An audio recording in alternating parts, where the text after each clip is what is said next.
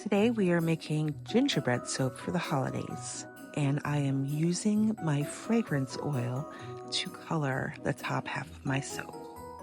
You'll see here on Little Bee's scent site, they have soaping notes, and if you scroll down to your fragrance oil, you'll see the notes, and I circle in red, and that color to the right is the color I expect my soap to turn out. Now, if you want the science behind why soap turns brown that has vanillin content, I have some links below in the description. Okay, so we're off. I am splitting some of my batter. I am adding titanium dioxide to the bottom layer, which will hopefully stay white and the vanillin won't bleed through. I am making 2 loaves of soap today, and I actually may make a little bit more of this particular soap. And you'll see there, I just poured a little of that batter into a squirt bottle as well. Scraper I am using, I just got off of Amazon and cut with scissors to fit my mold. The mica line that I'm using is a Mad Mica's True Red Blend.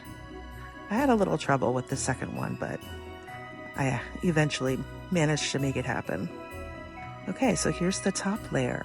This is all I'm using to color the top layer is the fragrance oil.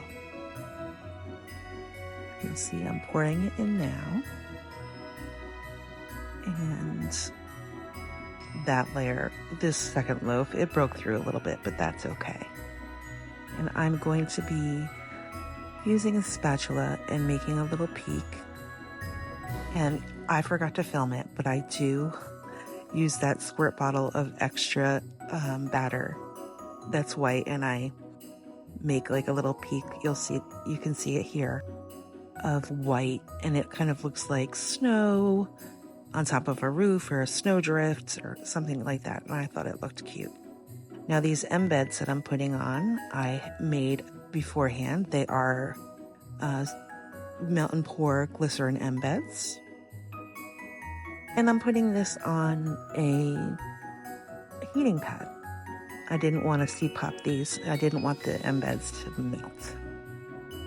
Okay, on to cutting already. And what I really want you to see is the color change, and that's coming up. I'll show you through the days how the color changes. This is the batter or the soap. It's the same color as the batter still, the day of pouring. And then you'll see the next day, it's starting to turn brown, ever so slightly. This is 2 days later. And then about 5 days later. Look at that, how lovely. It's so much fun working with the vanillin content than having it work against you.